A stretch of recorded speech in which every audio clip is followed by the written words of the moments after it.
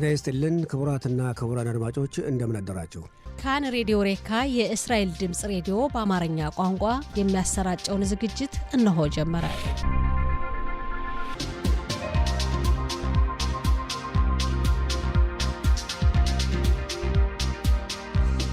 ሰላም ጤና ይስጥልኝ የተከበራችሁ አድማጮቻችን እንደምን አድራችኋል። እነሆ የሳምንቱ መጀመሪያ ስርጭታችን ይዘን ቀርበናል። ከዛ በፊት ግን ዛሬ ዕለቱ እንደ ብራውያን ዘመን አቆጣጠር ዮም አሌፍ ካፍ በትሽሬ ታፍሽን ፔቫብ እንደ አውሮፓ ዘመን አቆጣጠር ኦክቶበር 12 2025 እንደ ኢትዮጵያ ዘመን አቆጣጠር ጥቅምት 2018 ሲሆን የቴክኒክ ባለሙያችን ሮኔን ደኻን፣ የስቱዲዮ ተረኞች ሰጠኝ ዘመንና ያቸው ባይነን። እንግዲህ እንደተለመደው ስርጭታችን እስከ ጠዋቱ 7 ሰዓት ድረስ ይቀጥላል። በዚህ አንድ ሰዓት ስርጭት ዜና ይነበባል፣ ጋዜጦች ለአንባቢያን ምን ይዞ ቀረቡ የሚሉት እንመለከታለን። የስልክ ውይይትም ይኖረናል። እስከ ስርጭታችን ፍጻሜ ድረስ ቆይታችሁ ከኛ ጋር ይሁን እያል አሁን ዜናውን በባልደረባ ሰጠኝ ዘመና አመሰግናለሁ። አይቸው አርስተ ዜና። በእስራኤልና ሐማስ መካከል የተደረሰውን የተኩስ አቁም ስምምነት ተፈጻሚ ለማድረግ ዝግጅቱ ተጠናክሮ እንደቀጠለ ነው። የአሜሪካው ፕሬዝዳንት ዶናልድ ትራምፕ ነገ ወደ እስራኤል ይመጣሉ ተብሎ ይጠበቃል። በብረት ሰይፎች ጦርነት ሕይወት መስዋዕትነት የከፈሉ ወታደሮች ቁጥር 915 መድረሱን የእስራኤል መከላከያ ሰራዊት አስታወቀ። የሐማስ ድርጅት 7000 የሚሆኑ ታጣቂዎችን በጋዛ ሰርጥ ማሰማራቱን ቢቢሲ ዘገበ። የሚሉት የሰዓቱ ዋና ዋና ዜናዎች ናቸው። ዝርዝሩ እንሆ።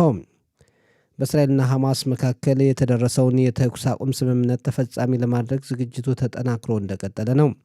የአሜሪካው ፕሬዝዳንት ዶናልድ ትራምፕ ባቀረቡት ባለ 21 ነጥብ የተኩስ አቁም ስምምነት መሰረት እስራኤልና ሐማስ ከመጀመሪያው ዙር የተኩስ አቁም ስምምነት ላይ መድረሳቸው ይታወቃል።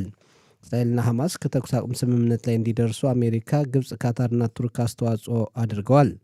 በስምምነቱ መሰረት የተኩስ አቁም ስምምነት ተፈጻሚ መሆን ጀምሯል። የእስራኤል ጦርም አብዛኛውን የጋዛ ሰርጥ ለቆ ወጥቷል። ሐማስ የተጠለፉ ዜጎችን ነገ ጠዋት ይለቃል ተብሎ ይጠበቃል። በሐማስ ድርጅት ከፍተኛ ባለስልጣን የሆነው ኦሳማ ሐምዳን ትላንት ምሽት በሰጠው መግለጫ ታጋሽ ዜጎች ነገ ይለቀቃሉ፣ የተፈጠሩ አዳዲስ ችግሮች የሉም ብሏል። የእስራኤል የምርኮኞችና መዳረሻቸው የጠፋ ዜጎች ጉዳይ አስፈጻሚ ጋል ሄሪሽ በሕይወት ያሉ ታጋሽ ዜጎችን ወደ እስራኤል ሲመለሱ ተቀብሎ አስፈላጊውን እንክብካቤ ከመስጠት ጎን ለጎን የተቀበሩበት የማይታወቅን ዜጎች አስከሬን ለመፈለግ ዓለም አቀፍ አፈላላጊ አካል እንቅስቃሴ ያደርጋል ብለዋል። ሐማስ የአስከሬኖችን መዳረሻ ሙሉ በሙሉ እንደማያውቅና ማፈላለጉ ብዙ ጊዜ የሚወስድ መሆኑን ማስታወቁ ይታወሳል።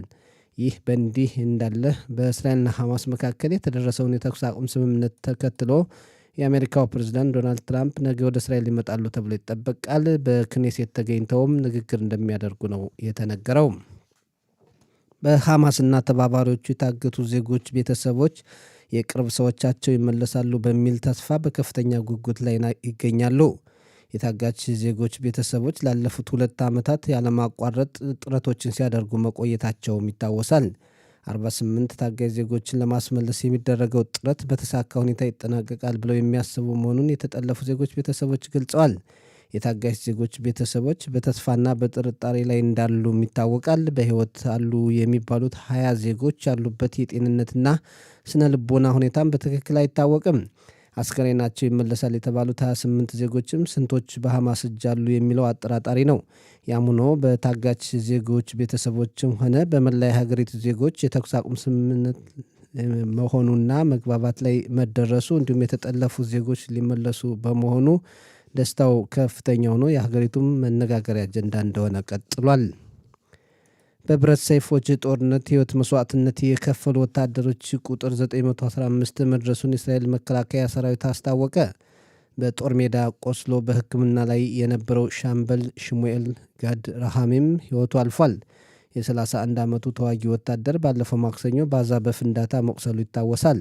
ይህ በእንዲህ እንዳለ በብረት ሰይፎች ጦርነት መስዋዕትነት የከፈሉ የፖሊስና ጠቅላላ ደህንነት ጥበቃው ሻባክ ድርጅት አባላት 78 ሲሆኑ 968 ሰላማዊ ዜጎች ደግሞ የሽብር ጥቃት ሰለባ ሆነዋል።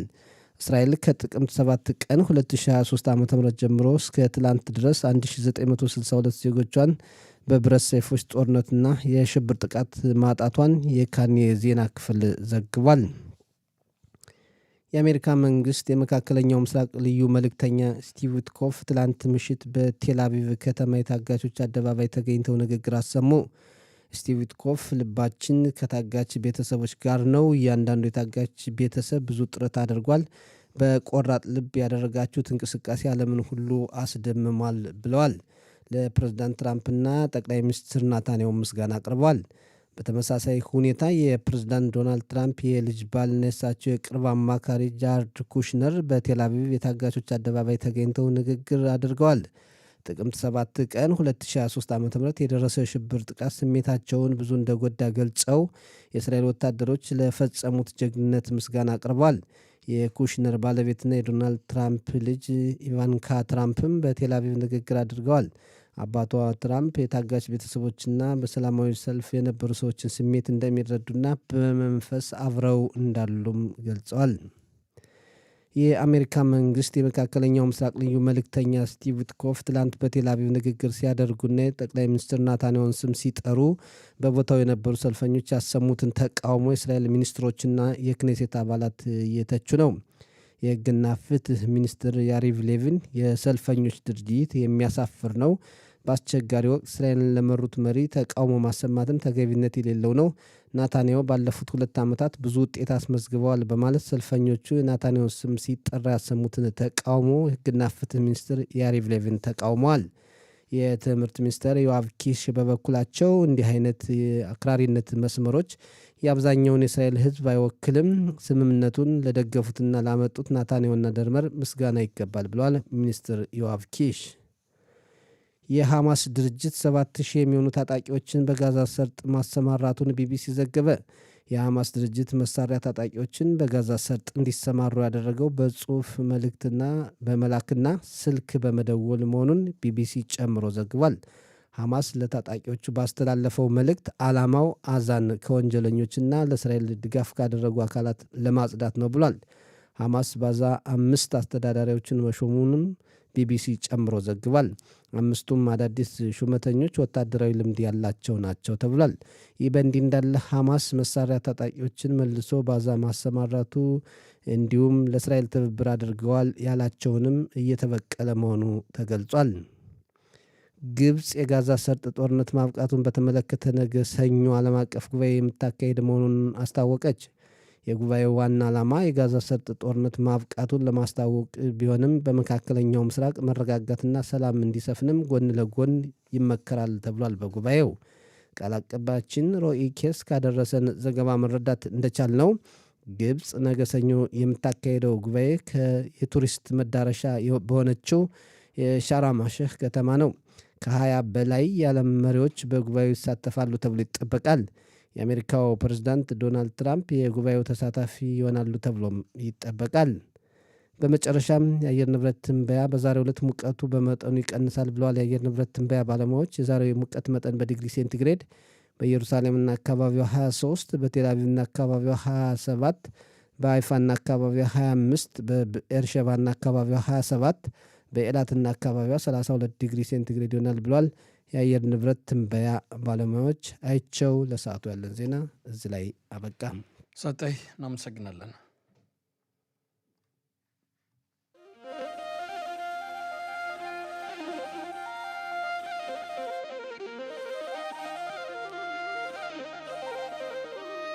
የተከበራችሁ አድማጮቻችን በድጋሚ እንደምን አደራችሁ። እንግዲህ የጠዋት ስርጭታችን ከጀመር እንግዲህ ዜናው ወጃ ጨርሰናል። አሁን ደግሞ ጋዜጦች ለአንባቢያን በዛሬው ዕለት ምን ይዘው ቀረቡ የሚሉትን እንመለከታለን። እንደተለመደው 4ቱም ጋዜጣ እዚህ ፊት ለፊቴ ላይ ይገኛሉ።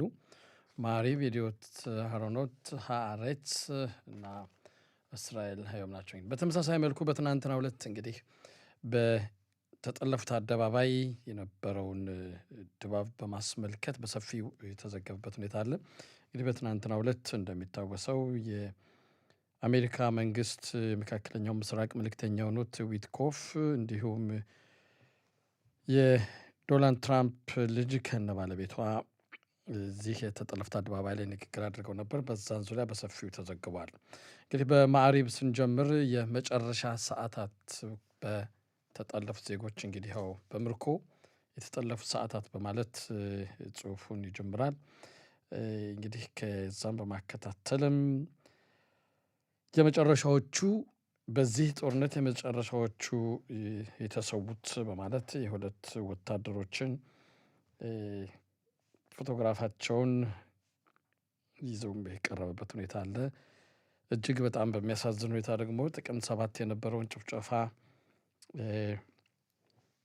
ያመለጠ በሰላም ያመለጠ ጓደኛውና ፍቅረኛው ካጠገቡ ሲገደሉ ያየ መጨረሻ ላይም ራሱን እንዳጠፋ የሚያሳይ ይህም ጽሁፍ እዚህ ይታያል።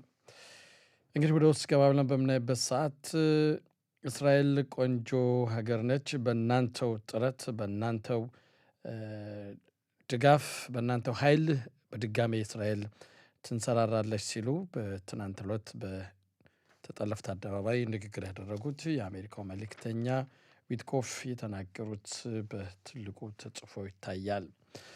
ከዛም የተጠለፉት በሚመለሱበት ሰዓት ለነሱ እንደሚደረግና ቅድመ ዝግጅትን በተመለከተም በሰፊው የተገለጸበትና ይህም እንግዲህ ወደ 24 የሚሆኑ የተለያዩ ክፍሎች በጥሩ ሁኔታ በጽዳት የተያዙና የተለያዩ ቁሳቁሶች የተሞሉ በሚያስደስት ትስታን በሚቀሰቅስ ነገሮች የተሞሉ ክፍሎች እንደተዘጋጁ ከወዲሁ ተጽፎና ተዘጋጅቶ እናያለን። በዚህ ገጽታ ላይ በማከታተልም ወደ 28 የሚሆኑ አስከሬኖችንም እንደምንቀበል ከነዚህ ውስጥም እንግዲህ በቀጥታ አቦ ካቢር በተሰኘው የአስከሬን ምርመራ ይገባሉ። ከዛ በኋላ በቀጥታ ወደ ኸብራት ኪዲሻ ወይም የሃይማኖት ስርዓቱን ለማስከበር ሪሾን ለጽዮን ከሚገኘው የሃይማኖት መስሪያ ቤት ከዛ ሄዶ ከዛ በቀጥታ ወደ ተለያዩ ቦታዎች የቀብር ስነስርዓት ያው ሰዎች ወደሚኖሩበት አገር የቀብር ስነስርዓታቸው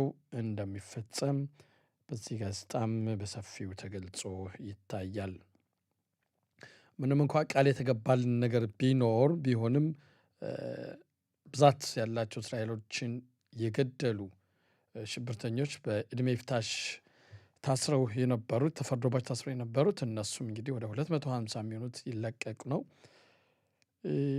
በአንድ በኩል ያመናል፣ በአንድ በኩል ደግሞ ምናልባት ህይወት ለማትረፍ ሲባል ይሄ ምን ከፍለው ዋጋ ከሆነ ይሁንበት በማለት በዚህ ጋዜጣም በተለይ ቤተሰቦቻቸው የተገደሉባቸው እስራኤላውያን የተናገሩት ሁለቱም ሁኔታም አለ። ቢያመንም ምንም ማድረግ አንችልም በማለት የተጻፈ ጽሁፍ አለ። አንዳንዶችም እንግዲህ ወደ ኋላ የምንመለከት በሌሎች ጋዜጣ የምትመለከቱት ሌላ አመለካከት የጻፉም አሉ። 2000 የሚሆኑ ሽብርተኞች በየእስር ቤቱ ተሰብስበው በአንድ እስር ቤት እንደሚገኙና የጠቅላይ ሚኒስትር ቢሮ የሚሰጠውን መመሪያ እየተጠባበቁ እንደሆን እዚህም ተጽፏል። እንግዲህ በስምምነቱ መሰረት የሚለቀቁት ማለት ነው። ፕሬዚዳንት ዶናልድ ትራምፕ በቅርቡ ወደ ሀገራችን ይመጣሉ ተብሎ ይጠበቃል። እንግዲህ በ2017ም በመጡበት እስራኤልን በመጡበት ሰዓት ኮቴል አማረብ ሄደው ሲጸልዩ የሚያሳይ ከነ ፎቶግራፋቸውም አለ። ከዚህም በጣም አጭር ጊዜ በታሪክ ውስጥ ለአጭር ጊዜ ጉብኝት እንደሚመጡ ነው። ይህም ወደ 3 ሰዓት ከ40 ደቂቃ ያህል ብቻ ነው እስራኤል ሀገር የሚሆኑትም።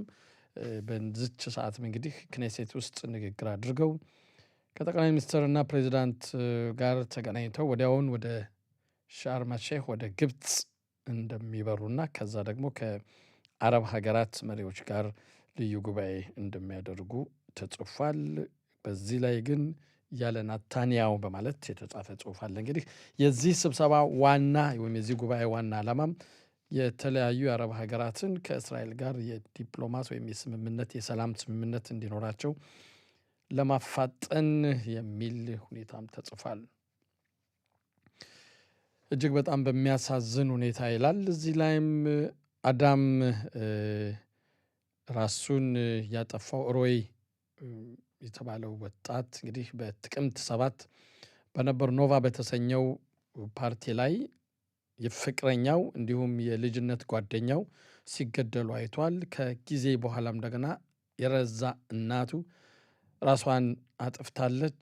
ይህን ሁሉ በደል ማየት ወይም መሸከም አልችልም በማለት በትናንትናው ዕለት ኢንስታግራም በተባለው መገናኛ መረብ ላይ ይቅርታ አለና ራሱን እንዳጠፋ መኪና ውስጥ ቁጭ ብሎ በራሱ በሰዓት ቀጥሎ ራሱ እንዳጠፋ ይናገራል። እጅግ በጣም የሚያሳዝን ታሪክ ነው። ያሳዝናል። የጋዛ ነዋሪዎች ወደ ቦታቸው እየተመለሱ ነው። በሚመለሱበት ሰዓት ደግሞ የሚያዩት ነገር ወዴት እንደሚመለሱ አይታወቅም። ዞሮ ዞሮ ግን ወደ ጋዛ እየተመለሱ ነው የሚል ጽሑፍም በሰፊው ይታያል። ከዛ ወደ ይቅርታ ወደ የዲዮት አሮኖት በምንመጣበት ሰዓት ይሄ እንደዚሁም በዊትኮፍ በተሰለፉት አደባባይ ላይ ያደረጉት ንግግር በማስመልከት በሰፊው ተጻፈበት። እንዲሁም ጃራድ ኩሽነር እንዲሁም ቬንካ የተናገሩት ነገርም እንዳለ የሚያሳይ ነው። ከዛ ላይ እንግዲህ ቀደም ሲል ባልደረባዬ ሰጠኝ በዜና ወጃው እንደተናገረውም ጠቅላይ ሚኒስትር ቢንያሚን ኔታንያሁ ላይ የነበረውን ጩኸት እሳቸው ስም ሲሰሙና የአረብ ሀገራት መሪዎች ስም ሲነሳ እያጨበጨቡም እንዳለ ይህ የሚተችበት በዚህም ትችት የተጻፈ ሁኔታም አለች ጋዜጣ ላይ።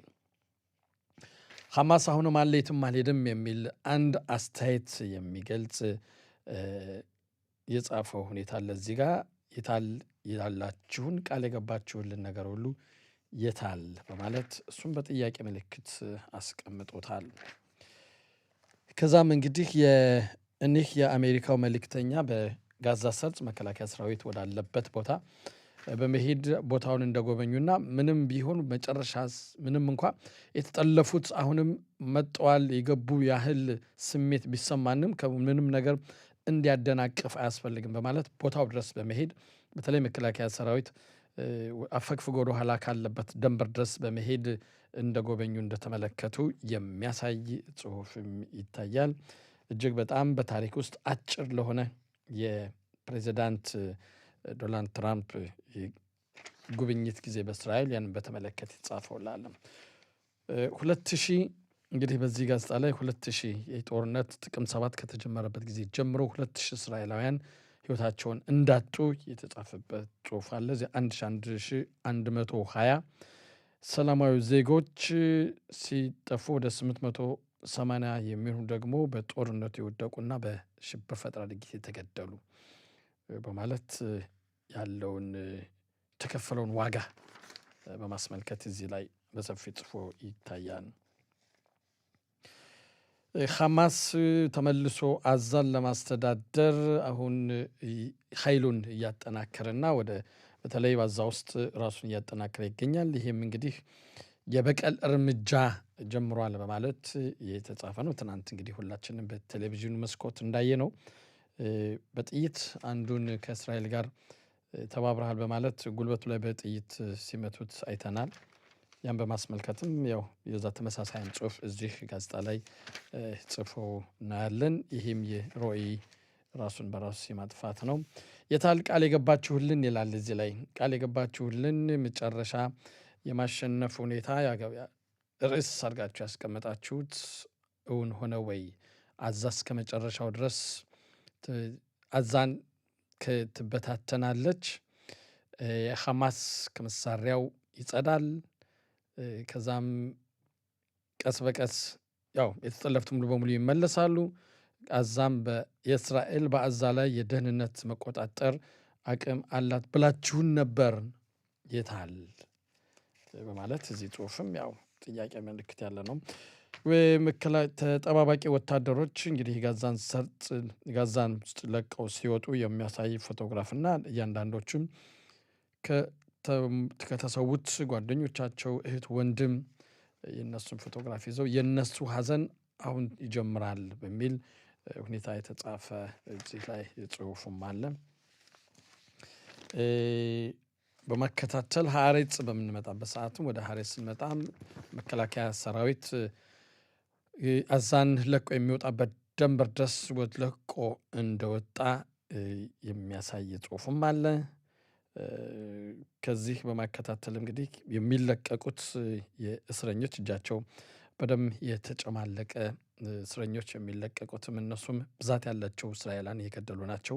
የሚከፈለው ዋጋ ከባድ ነው ማለት እዚህ ጋዜጣ ላይም ተጽፏል። ግን ቢሆንም ይላል እዚህ ወደ ውስጥ ስንመለከትም ቢሆንም ይሁን እንደማለት ያህል ነው። ግን ካጠገባችን አድርገን መቆጣጠር አለብን የሚል ጽሁፍም በእስራኤል ሀዮም ተጽፎ ያለው ምንድነው እንግዲህ የመጨረሻው ከተጠለፉት እንደ የመጨረሻው ይለቀቃል ተብሎ የሚጠበቅ ነገ እስከ ቀኑ 12 ሰዓት ድረስ ነው። ምናልባትም ዛሬ ሊጀምር ይችል ይሆናል። ለፕሬዚዳንት ዶናልድ ትራምፕ ለሳቸው እንደ ስጦታ ማለት ሐማስ ሊያደርገው ይችል ይሆናል የሚል ጽሁፍም አለ።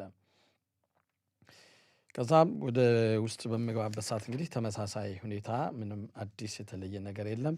ያው ሻርም ውስጥ ሻርም ሼክ በግብጽ ውስጥ የሚካሄደው ስብሰባም ያው ጉባኤ እንዳለ ያንም እንግዲህ ሌላ በአብርሃም ስምምነት ውስጥ አገራትን ለማሳተፍ የሚደረግ ጥረት ነው የሚል ጽሁፍ አለ።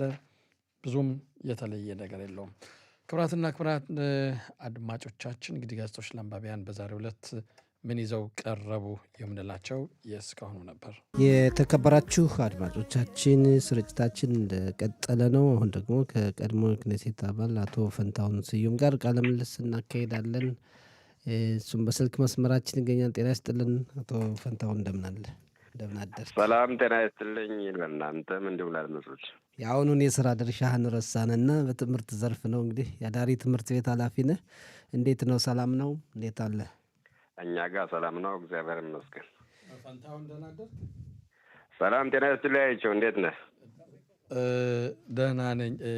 ሰጠኝ ወደ አዳር ትምህርት ቤት ውሰደኝ ይልሃል። እንዴት ነው? ተመልሼ ልጅ ልሁን አለ። መጀመሪያ ላይ ጉብኝት ይምጣ፣ ቦታውን ከወደደው እንመዘግበዋለን። ኧረ ተው የኔ ያህል ቃል አትስጠው። መጀመሪያ ቦታውን ይጎብኝና ቦታውን ከወደደው ከአይቸው ጋር ችግር አለብን። አንተ ወይ አስታርቀን አንድ ቀን። አይ እናንተን ብቻ ሳይሆን በዚሁ አጋጣሚ የ6ኛ ክፍል ተማሪ ወላጆች ካሉ ለሚመጣው ዓመት ወደ 7ኛ ክፍል የሚተላለፉ በዚሁ አጋጣሚ ጥሪ የማደርገው መጥታችሁ ቦታውን ጎብኙ። የት ነው ትምህርት ቤቱ? ዮሐና ጃቦትንስኪ ይባላል። ዮሐና ጃቦትንስኪ አውቀዋለሁ። መሀል ሀገር ነው፣ ተፈላጊ ቦታ ነው። ለእያንዳንዱ ቦታ 4 ተወዳዳሪ ነው ያለ ለዚህ ለመመዝገብ። ከአንደኛ ክፍል የሚጀምር ቢሆን አይቸውን አስገባው ነበር። አይ ተው እንጂ አትናቀው እንደ ቁንጫ። ዮሐና ጃቦትንስኪ ጥሩ አዳሪ ትምህርት ቤት ነው። በእውነት ያውቀዋለሁ። ትምህርት ቤቱን ሰርቼበታለሁ ከአሁን በፊትም። እሺ ወደ ሀገራችን ተጨባጭ ሁኔታ እንመለስ። እንግዲህ ነገ በተስፋ እየተጠበቀ ነው። ዛሬ ሲባል ነበር ነገ ጠዋት አካባቢ የተጠለፉ ዜጎች ሊመለሱ ይችላሉ እየተባለ በሰፊው ይነገራል። እንደገና ዶናልድ ትራምፕ ይመጣሉ እየተባለ ነው እና እንዲያው አሁን ባለው ሂደት ጥሩ መንፈስ አለ?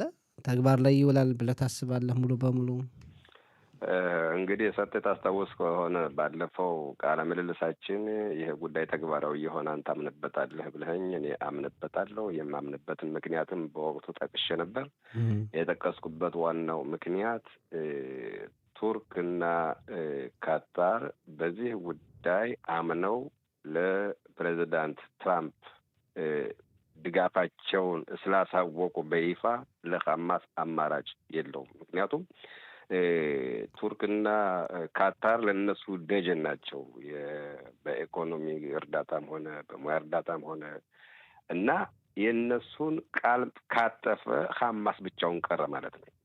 ብቻቸውን ቀሩ ማለት ከእስራኤል ጋር እየተዋጉ አሜሪካኖች እስራኤልን እየደገፉ ይህን ያየ ሐማስ ከዚህ በኋላ የተሻለ አማራጭ አይኖረንም ብሎ በዚህ ጉዳይ ይስማማን ብዬ ያው በወቅቱ ትንተናን ዘርዘሬ ነበር። በተግባርም እያየ ነው። በዚህ ጉዳይ ተስማምቷል። እኔ በዚህ ጉዳይ ግን መጥቀስ የምፈልገው አንድ ነገር አለ። እኔ አሁን መለከተው እዚህ ሀገር ያሉ ፖለቲከኞች ከመጀመሪያው ጀምሮ ጦርነቱ ይህን ያህል ጊዜ የሚራዘመው ጠቅላይ ሚኒስትር ቢንያሚን ኔታንያሁ ከስልጣን መውረድ ስለማይፈልጉ መንግስታቸው እንዲወድቅ ስለማይፈልጉ ነው ጦርነቱን የሚያራዝሙት። ይህ አንድ። ሁለተኛ ደግሞ ጠቅላይ ሚኒስትር ቢንያሚን ኔታንያሁ የተጠለፉትን ዜጎቻችን ወደ እስራኤል ሀገር መመለስ ቢፈልጉ ኑረው ይመልሷቸው ነበር። ግን እዚያው ሙተው እንዲቀሩ ነው እንጂ እንዲመለሱ አይፈልጉም። ምክንያቱም እነሱ ከተመለሱ ስልጣናቸውን እንወርዳለን፣ መንግስታቸው ይወድቃል። በዚያን ምክንያቱ ይሄን የሚያካሂዱ እያሉ የግራ ክንፎች በተለይ በዚህ ጉዳይ በየሳምንቱ ጥሪያቸውን ያስተላልፉ ነበር። አሁን ደግሞ የሚያሳዝነው የሀገሯን ወደዱም ጠሉን ሀገሯን የሚመሩ የቀይ ፓርቲ ነው። በጠቅላይ ሚኒስትር ቢንያሚን ኔታንያሁ የሚመራ ነው። አሁን ለዚህ ድርድር ያደረሳቸው የአሜሪካን ፕሬዚደንት ለቢንያሚን ኔታንያሁ ጠቅላይ ሚኒስትር ቢንያሚን ኔታንያሁ ትዕዛዝ ሰጥተው አስገድዷቸው ነው እንጂ መንግስት ወዶ አይደለም እያሉ ደግሞ ይህን መንግስት ለማጣጣል ፕሮፓጋንዳ ይናገራል። በመጀመሪያ ደረጃ እኔ የምናገሩ እንደ ዜጋ በግፍ በበደል የተጠለፉ ዜጎቻችን በእግዚአብሔር ፍቃድ በህይወት ያሉት ወደ ቤተሰቦቻቸው የሞቱትም ወደ እስራኤል ቀብር ስርዓት እንዲመለሱ የማንም ዜጋ ምኞቱ ነው። አሁን ደግሞ ምንድን ነው በዚህ ጉዳይ ብዙ ትንታኔዎችን ስከታተል አሁን ጦርነቱ ካቆመ ደግሞ የጋዛ ሽብር ፈጣሪዎች ተደራጅተው ለወደፊት ጥቃት ያደርሳሉ የሚል ዛቻዎች አሉ። አንደኛ ካለፈው መማር አለብን፣ ካለፈው ተምረናል ብዬ አስባለሁ። ሁለተኛ በዚህ አሁን ያለው ደግሞ ስምምነቱ ለየት የሚለው አንደኛ ዜጎቻችን በሙሉ መመለሳችን ነው። በዚህ ጉዳይ ጠቅላይ ሚኒስትር ቢንያሚን ኔታንያሁ የመረጡትም ያልመረጡትም የሀገሯ መሪ እስከሆነ ድረስ መንግስት የሀገሯ መንግስት ነው። የቀይ ፓርቲ መንግስት አይደለም። አንዳንድ ጊዜ ዝም ብሎ የተሳሳተ አመለካከት አለ። ማንም ሰው የግራ ክንፍም ሆነ የቀይ በህዝብ ተመርጦ የተመረጠ መንግስት የሀገሯ መንግስት ነው፣ የሀገሯ መሪ ነው። እንደዚያ ነው መታየት ያለበት እና ጠቅላይ ሚኒስትር ቢንያሚን ኔታንያሁ ባለፈው የተወሰኑ መጀመሪያ 10 ሰዎች መጀመሪያ 7 ሰዎች እያሉ የሐማስ ስትራቴጂ ለረጅም ዓመት ጋራንቲ ለራሳቸው ጋራንቲ የተጠለፉትን ዜጎቻቸው እንደ ደጀን ያያቸው ነበር፣ እንደ መጠቀሚያ ያያቸው ነበር። እነሱ ካሉ የእስራኤል የጦር መከላከያ በእኛ ላይ የሚወስደው ጥቃት መጠናዊ የሆነና ጥንቃቄ የተሞላበት ነው፣ ምክንያቱም በዜጎቹ ላይ ጉዳት እንዲደርስ አይፈልግም እያሉ የዚህ አይነት ስትራቴጂ የነበረው ተቀይሮ ጠቅላይ ሚኒስትር ቢንያሚን ኔታንያሁ በጦርነት እስከ መጨረሻው ጋዛን በቁጥጥር ስር እናውላለን ወይም ደግሞ የተጠለፉትን ዜጎቻችን ሙሉ እንመልሳለን እና የዚህ አይነት ስትራቴጂ ተግባራዊ ሆኖ አሁን በዚህ ጉዳይ ተስማምቶ ተጠልፈው የሄዱት ዜጎቻችን በህይወት ያሉትን የሞቱትን ወደ አገራቸው መመለሱ ይሄ ትልቅ የምስራች ነው። በዚህ ጉዳይ ደግሞ የእኛ ማህበረሰብ ማወቅ ያለበት ሐማስ ከዚህ በኋላ በእርግጥ እስረኞች ብዙ ነፍስ ያጠፉ እስረኞች ከስር ወጥተው ይመለሳል ወደ ጋዛ። ለወደፊቱ ግን ሐማስ ተደራጅቶ ጦር አነሳለሁ ቢል ጦርነት እስከሚያነሳ መጠበቅ አያስፈልግም። ገና ሲዘጋጅ ሄዶ መምታት የእስራኤል መከላከያ የእስራኤል መንግስት መብት ነው። እዚህ ላይ አንድ የተናገርከው ነገር አለ። ቀደም ሲል ከጥቅምት 7 ወዲህ ከተፈጠረው ክስተት በሙሉ እንግዲህ ህዝበ እስራኤል ተምረናል፣ መማር አለብን፣ ተምረናል ብላል። ምንድን ነው የተማርነው? አንደኛ እንግዲህ የተማርነ ሲባል ብዙ የተማረ አለ፣ ብዙም አጀንዳውን ያልቀየረው አሉ። በቃ ምንድን ነው የሚለው በኦሪት ቃላት አለ፣ አይን አላቸው አይም ጆሮ አላቸው አይሰሙ የሚባል አባባል ነገር አለ። የተማረው ብዙ አሁን ብዙ የግራ ክንፍ ደጋፊዎች ብዙ ነበሩ። ለሀገሯን የሚወዱ ለሀገሯ የተዋጉ ለሀገሯ አጥንታቸውን የከሰከሱ ደማቸውን ያፈሰሱ ሰዎች ነበሩ። ግን እነሱ የሚያምኑት የነበሩ አረቦችም እንደኛ ሰዎች ናቸው፣ ሰላም ነው የሚፈልጉ፣ ሀገራቸው እንድትበለጽግ ነው የሚፈልጉ፣ ኑሯቸው ልጆቻቸው ለማሳደግ ነው የሚፈልጉ እያሉ ውስጣቸው የሚያምኑ ሰዎች ነበሩ። በቅንነት የሚያምኑ ማለት ነው፣ በሰላም የሚያምኑ ሰዎች ማለት ነው። ስለዚህ መሬት ብንተውላቸው አገር በራሳቸው ቢያቋቁሙ ወስዶ ሁላችንም እናስታውሳለን። ነገር ግን ብዙዎቻቸው ተሳስተናል እያሉ በአደባባይ እየተናገሩ ተሳስተናል፣ የተሳሳተ አመለካከት ነበር። ተሳስተናል ለማለት ዛሬ አናፍርም። ለወደፊቱ ግን የዚህ አይነት እምነት መሰረት የሌለው እምነት ነው፣ ውሃ በወንፊት ማለት ነው። ምክንያቱም እነሱ አረቦች እቅዳቸው አላማቸው በመካከለኛው ምስራቅ እንኳን የእስራኤል አገር የምትባል የእስራኤል ዜጋ እንዲኖርባት አይፈልጉም። ይሁዲ የሆነ እንዲኖር አይፈልጉም። ይሄ ደግሞ በአደባባይ የሚናገሩት ነው። ማናቸውም እነዚህ ሽብር ፈጣሪዎች ብቻ ሳይሆኑ በመካከለኛው ምስራቅ ያሉት የአረብ አገር መሪዎች እንኳ አቅም አጥተው ነው እንጂ በመካከለኛው ምስራቅ እስራኤል እንድትኖር አይፈልጉም። የነበሩትን ጦርነቶች መጥቀስ አሁን አስፈላጊ አይመስለኝም ከታሪክ ስንመለከት እና ይሄ የእነሱ እቅዳቸው አላማቸው ነው። ስለዚህ ምንድን ነው የሚያስፈልገው? ከእግዚአብሔር በታች አያለን ሀገር መሆን ያለባት እስራኤል ነች። ራሷን ለመከላከል ራሷን ለማዳን ጥቃት ሊያደርስባት የመጣን ኃይል አጠፋ በመመለስ አስቀድማ ይሄ ራሱ ባንኗን አገሩም ነቅቷል፣ ህዝቡም ነቅቷል። ምክንያቱም የዋህነታችን ማመናችን ይህ አይመጣም ማለታችን ያደረሰብን ግፍና በደል ከዚያ ሊያስተምረን ይችላል። ብዙ የተማረ አለ፣ የማይማርም አለ። ምንም ማድረግ አይቻልም። አሁን እየተነገረ እንዳለው ትላንትም በአንዳንድ የቴሌቪዥን መስኮቶች እንደምናየው ሐማስ ድርጅት ታጣቂዎችን በጋዛ ሰርጥ እንደገና ያሰማራበት ሁኔታ ተመልክተናል እና ይሄ የስምምነት ሁኔታ ለእሱ እፎይታ በመስጠቱ እንደገና ሊጠናከር አይችልም ወይ? ትንሽ ግራ የሚያጋባ ነገር አለ። እንዴት ነው ሐማስ ከጦር መሳሪያ ትጥቁ ሊላቀቅ የሚችለው? በጣም ጥሩ ጥያቄ ነው። በስምምነቱ አንዱ አንቀጽ የሚለው ሐማስ ትጥቁን መፍታት አለበት። ሐማስ እንደ ቴሮሪዝም ድርጅት መደራጀት የለበትም። ከተደራጀ ስምምነቱ ፈረሰ ማለት ነው። ስምምነቱ ፈረሰ ማለት የእስራኤል መንግስት፣ የእስራኤል የጦር መከላከያ በሐማስ ላይ እንደገና እርምጃ መውሰድ መብቱ ነው። ዋናው ነገር እስካሁን ድረስ የተጓተተበት ዋና ምክንያት በግፍ የተጠለፉት ዜጎቻችን ከዛ በመሆናቸው ነው። በሰው ሰራሽ ዋሻ ላይ በራብ እየተሰቃዩ ሕክምና የማያገኙ እንዴት እንደሆኑ ሁላችንም በቴሌቪዥን እያየናቸው ነው። እነሱ ወደ ሀገራቸው መመለሳቸው፣ ወደ ቤተሰባቸው መመለሳቸው ከዚያም በኋላ ሐማስም እኮ ደጀን የለውም። እነሱን ደጀን አድርጎ በእነሱ ባሉበት ቦታ ተቀምጦ በእኔ ላይ ጥቃት አይወስዱም ማለት አይትም ማንም ሽብር ፈጣሪ። ይሄ አሁን የምታዩቸው ሽብር ፈጣሪዎች ወጥተው እኛ አለን የሚሉ በጦርነቱ ጊዜ ፊት ለፊት ወጥተው የተዋጉ አይደሉም፣ እንዳይ ጉድጓድ ውስጥ የነበሩ ናቸው። ይሄ ደግሞ የፈሪነት መግለጫ እንጂ የድፍረት መግለጫ አይደለም። አሁን ይሄ ፕሮፓጋንዳ እኛ አሸንፈናል እያሉ ወጥተው የሚናገሩት አንድም የሐማስ አባል ቢቀር ሁሉ አልቆ እሱ ራሱ ተነስቶ አሸንፊያለሁ ብሎ ነው የሚነሳው እና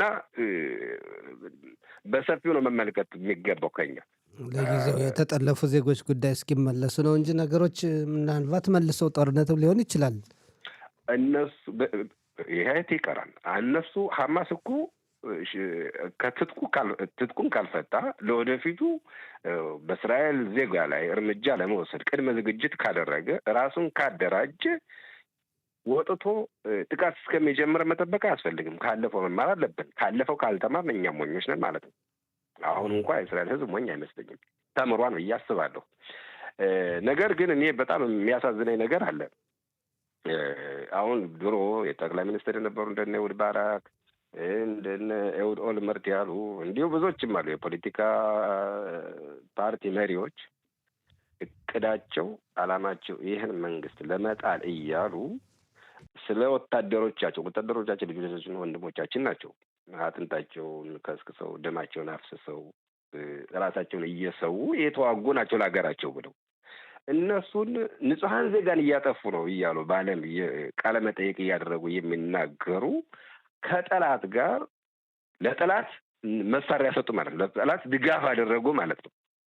ይሄ ደግሞ በአንድ ሀገር ሆኖ የሀገርህን መንግስት አጣጥለህ መጥፎ ተናግረህ ከጠላት አጀንዳ ጋር መደመር ማለት በሀገር ላይ ጥቃት መስጠት ማለት ነው። ከዚህ ነው እንግዲህ አሁን አንተ ከተናገርከውም ጨምሮም ራሱ እንደው አሁን እንግዲህ የእስራኤል ልዩ ኮማንዶ እንኳ በተለይ 8200 የሚተሰኘው የመረጃ ክፍል እንዳሳወቀው ሲንዋር ምንድን ነው ያለው ጥቅምት 7 ላይ የምታገኙትን በሙሉ እረዱ፣ የእስራኤል ልጆች ረዱ ብሎ መልእክት ያስተላለፈበት ነገር ሁሉ አለ።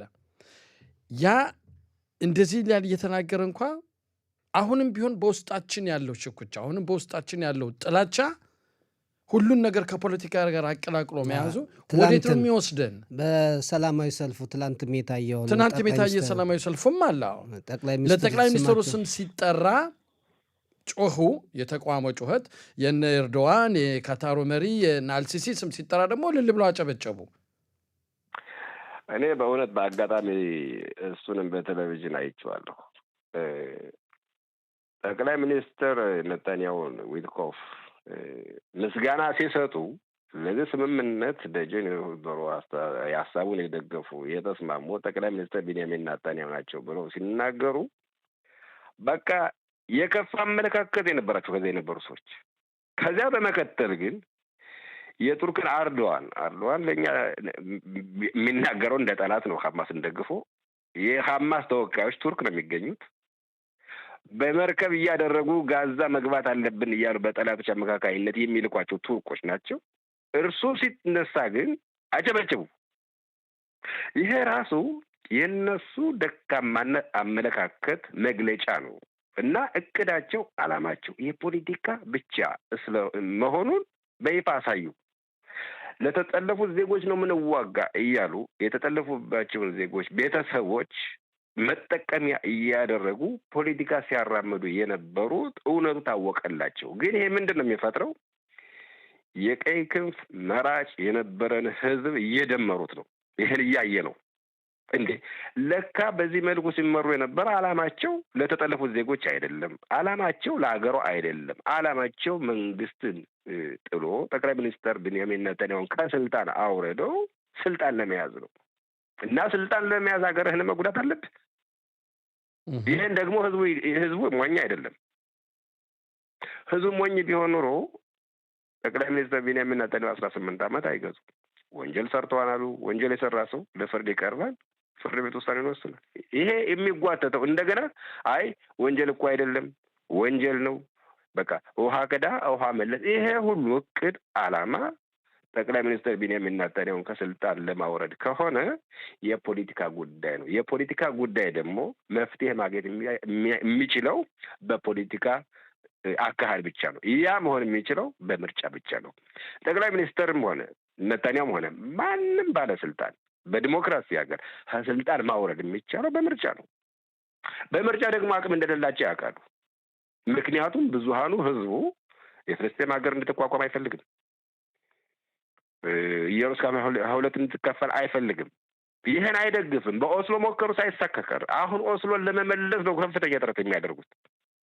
ከአሁን በፊት የነበሩ ጠቅላይ ሚኒስትሮች ኤሁድ ባራክም ሆነ ኤሁድ ኦልመርት እኮ ለፍልስጤሞች አገር እንድትቋቋም ቃል ገብተው ነበር። አረቦች እምቢ ስላሉ ነው እንጂ መጀመሪያ እስራኤልን እንደ ሀገር መቀበል አለባቸው። መጀመሪያ ዲሞክራሲን እንደ ዲሞክራሲ መቀበል አለባቸው። ህዝብ የመረጠው መንግስት የሀገሯ መንግስት ነው። 4 ነጥብ። ያን ነው መቀበል ያቃታቸው እኮ። እና አሁን ደግሞ ምንድን ነው አሁን ጀምሮ ገና መጥቀስ የሚጀምሩት ለሚመጣው ምርጫ ምናልባት ዲሞክራሲያዊ ምርጫ ላይሆን ይችላል፣ ሊያጭበረብሩ ይችላሉ የሚል ወሬ ማናፈስ ጀምሯል። ይሄ ማለት ምንድን ነው? ለወደፊቱ የቀይ ፓርቲ ካሸነፈ በማጭበርበር ነው ያሸነፉ እንጂ በዲሞክራሲ በንጹሃን ምርጫ ተመርጦ አይደለም። ስለዚህ የተባበሩት መንግስታት ተወካዮች መጥተው ይቆጣጠሩ የሚል ጥሪዎችም ጀምሯል እኮ። ይሄ ቅድመ ዝግጅት ነው። ጥሩ መጠቃታቸውን ገና መጠቃታቸው ስለሚያውቁ እንግዲህ እናየዋለን። ለማንኛውም የነገው ነገር ተፈጻሚ ይሆንና የዚህ መካከለኛው ምስራቅን ሁኔታ በየቀኑ በየደቂቃው የምንገመግመው ነው የሚሆን። በጣም ነው የምናመሰግነው አቶ ፈንታሁን ስዩም። መልካም ቀን፣ መልካም ሳምንት እንመኝልሃለን። አመሰግናለሁ። መልካም ቀን። ግን በጀመርነው ቅድም ቦታው መጠታቸው ጎብኝታችሁ ስለ ትምህርት ቤቱ እንመጣለን ብትዘግቡ በጣም ጥሩ ነው። አድማጮቻችን ይመለከታሉ። እኔ ነግሬህ ያለው እንግዲህ ሰጤን የምትመልሰው ከሆነ የምትቀበለው ከሆነ እመጣለሁ። አንድ የወጣቶች ፕሮግራም እንሰራለን። ችግር የለም። ሁለታችንም እቀበላችኋለሁ። አይ አንስማማም። በአንድ ክፍሉን እንቻላለን። አይ ደግሞ እንኮራኮም እንዴ እዚህም አላስቀምጠኝ ብሏል። እንኳን አብሬው አንድ ትምህርት ቤት ቁጭ ልል። እናመሰግናለን። ሙያዬ ነው። አስማማችኋለሁ። ችግር የለም። እሺ ሰላም ሁኑልኝ። ሰላም። መልካም